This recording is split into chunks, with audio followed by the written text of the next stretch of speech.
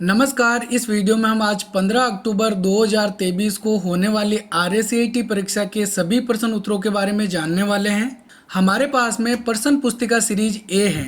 प्रश्न पुस्तिका series A B C D कोई भी हो, इनके जो प्रश्न उत्तर होते हैं वो सेम ही होते हैं। तो आप अपना पेपर और OMR की कार्बन कॉपी निकालकर इन प्रश्न उत्तरों को एक बार मिलान कर सकते हैं। तो शुरू करते हैं वीडियो। प्रश्न नंबर 1, सही मिलान कीजिए। MS वर्ड इनमें से किससे संबंधित है? दस्तावेज यानी डॉक्यूमेंट से संबंधित। तो 1 नंबर में आएगा R। 2 MS एक्सेल, इससे संबंधित सीट हैं। MS पावर पॉइंट 2010, इससे संबंधित स्लाइड होती है।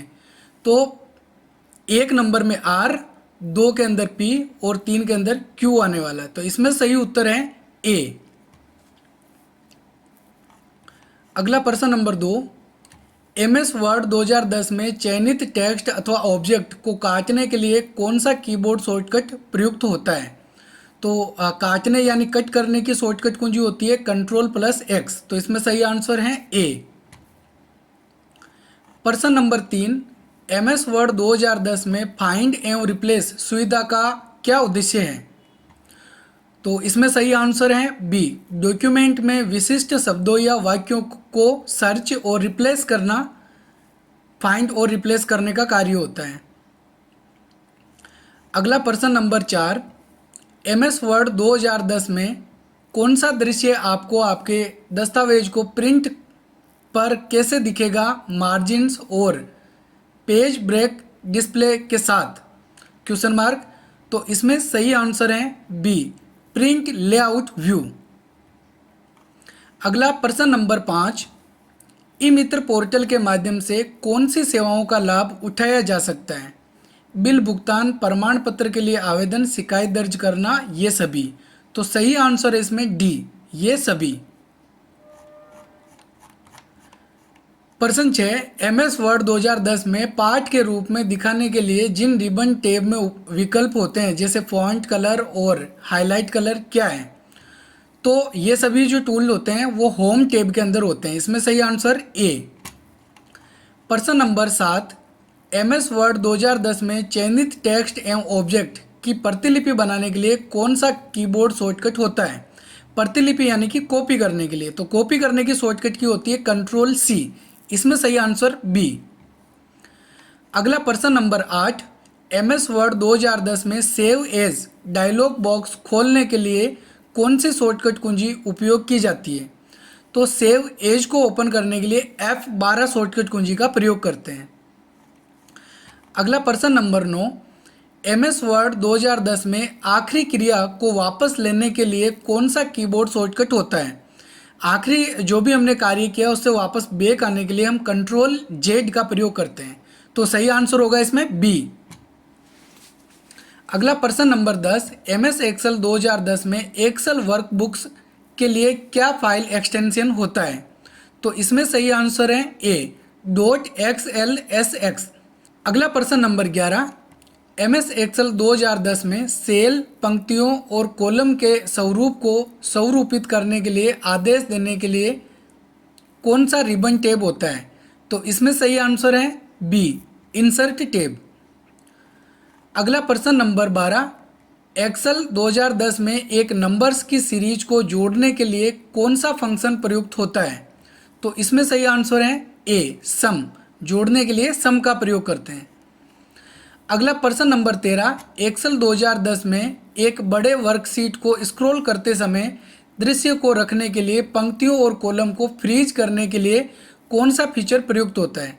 फ्रीज करने का मतलब है कि वो साथ में स्क्रॉल नहीं होगी। तो रो और कॉलम्स को वहीं रखने के लिए यानी फ्रीज करने के लिए हम फ्रीज पेन्स का प्रयोग करते हैं। इसमें सही आंसर ए। अगला प्रश्न नंबर 14, एक्सेल 2010 में एक सीरीज की वैल्यूज को ऑटो भरने के लिए कौन सा कीबोर्ड शॉर्टकट प्रयुक्त होता है? तो इसमें सही आंसर है डी, Ctrl+R। प्रश्न नंबर 15, पावर पॉइंट 2010 में पावर पॉइंट प्रेजेंटेशन की डिफ़ॉल्ट फाइल एक्सटेंशन क्या होती है? तो इसमें सही आंसर है ए, .pptx। प्रश्न नंबर 16, पावर पॉइंट 2010 में किस रिबन टैब में टेक्स्ट, छवियों और वीडियो को स्लाइड में डालने के लिए कमांड्स होते हैं? तो इसमें सही आंसर है बी, इंसर्ट टैब के अंदर। प्रश्न नंबर 17, पावर पॉइंट 2010 में स्लाइड सॉर्टर व्यू का क्या उद्देश्य है? तो इसमें सही आंसर है बी, प्रेजेंटेशन में स्लाइड को फिर से व्यवस्थित करने और संगठित करने के लिए। अगला प्रश्न नंबर 18, पावर पॉइंट 2010 में टेक्स्ट और ऑब्जेक्ट में कस्टम एनिमेशन जोड़ने के लिए कौन सी सुविधा होती है? तो इसमें सही आंसर है डी, एनिमेशन पेन। प्रश्न नंबर 19, पावर पॉइंट 2010 में स्लाइड मास्टर का क्या उद्देश्य है? तो इसमें सही आंसर है बी, सभी स्लाइडों में एक समरूप डिजाइन और लेआउट लागू करने के लिए। अगला प्रश्न नंबर 20, कौन सा साइबर खतरा नहीं है? मेलवेयर, मेलवर्टाइजिंग, सेशन हैजैकिंग, ये सभी साइबर खतरे हैं। तो इसमें सही आंसर है डी, ये सभी साइबर खतरे हैं। अगला प्रश्न नंबर 21, एक वेबसाइट पर सिक्योर सील का क्या मुख्य अर्थ होता है? तो इसमें सही आंसर है सी, वेबसाइट डेटा प्रेषण को सुरक्षित करने के लिए इंक्रिप्शन का उपयोग करता है। अगला प्रश्न नंबर 22, निम्नलिखित में से भारत में इलेक्ट्रॉनिक लेन देन और डिजिटल हस्ताक्षरों को प्रतिबंधित और नियंत्रित करने का खास उद्देश्य रखने वाले कौन से कानून का है? तो इस प्रश्न में थोड़ा कन्फ्यूजन है, इसमें सही आंसर होना चाहिए बी, इंफॉर्मेशन टेक्नोलॉजी अधिनियम 2000। अगला प्रश्न नंबर 23, एक विंडोज ऑपरेटिंग सिस्टम में सिस्टम रिस्टोर का प्राथमिक उद्देश्य क्या होता है? तो इसमें सही आंसर है सी, समस्याओं या त्रुटियों की स्थिति में पूर्व स्थिति में सिस्टम को वापस लाने के लिए एक तरीका प्रदान करने के लिए। अगला प्रश्न नंबर 24, HTTP का वेब पतों के संदर्भ में क्या अर्थ होता है? तो HTTP की फुल फॉर्म होती है हाइपर टेक्स्ट ट्रांसफर प्रोटोकॉल। सही आंसर इसमें ए। अगला प्रश्न नंबर 25, वेब ब्राउज करने के लिए किस प्रकार के सॉफ्टवेयर का उपयोग कर सकते हैं? तो इसमें सही आंसर है बी, वेब ब्राउजर का। प्रश्न नंबर 26, MS एक्सेल 2010 में किस शॉर्टकट कुंजी का उपयोग एक एक्सेल वर्कबुक सहेजने के लिए किया जाता है? तो सहेजना यानी सेव करना, सेव करने की शॉर्टकट कुंजी होती है Ctrl+S। तो इसमें सही आंसर होगा ए। अगला प्रश्न नंबर 27, भारत में पैन कार्ड का मुख्य उद्देश्य क्या है? इसमें सही आंसर होगा सी, टैक्स के उद्देश्यों के लिए आय और वित्तीय लेन देन का परिवर्तन करना। अगला प्रश्न नंबर 28, एक्सेल 2010 में किसी सेल में कॉपी किए गए या कट किए गए सेलों को पेस्ट करने के लिए किस शॉर्टकट कुंजी का उपयोग किया जाता है? तो पेस्ट करने की शॉर्टकट कुंजी होती है Ctrl+V। तो सही आंसर होगा इसमें सी। अगला प्रश्न नंबर 29, MS एक्सेल 2010 में सेल पता का सही उदाहरण क्या है? तो इसमें सेल का एड्रेस सही है बी, AB 145। ध्यान में रखना है, सेल एड्रेस के अंदर पहले ABCD वाले अक्षर आते हैं, उसके बाद संख्याएं आती है। अगला प्रश्न number 30, Google drive, Microsoft one drive और ड्रॉपबॉक्स का उदाहरण है। तो इसमें सही आंसर है डी, क्लाउड स्टोरेज सेवाएं। क्लाउड स्टोरेज सेवाएं ऐसी सर्विसेज होती है जिसके द्वारा हम ऑनलाइन कुछ डेटा को सेव करके रख सकते हैं। तो ये तीनों ही उदाहरण क्लाउड स्टोरेज के हैं। अगला प्रश्न नंबर 31, भारत में रुपे कार्ड की शुरुआत किस संगठन ने की थी? तो इसमें सही आंसर है C, national payments corporation of India यानी NPCI के द्वारा। अगला प्रश्न नंबर 32, कौन सी सोशल नेटवर्किंग साइट को उसके पोस्ट में अक्षर सीमा और हैशटैग का उपयोग करने के लिए जाना जाता है? तो इसमें सही आंसर है बी, ट्विटर, जिसके अंदर हम 140 अक्षर लिख सकते हैं और हैशटैग का प्रयोग भी कर सकते हैं। अगला प्रश्न नंबर 33, राज ई साइन का प्राथमिक उद्देश्य क्या है?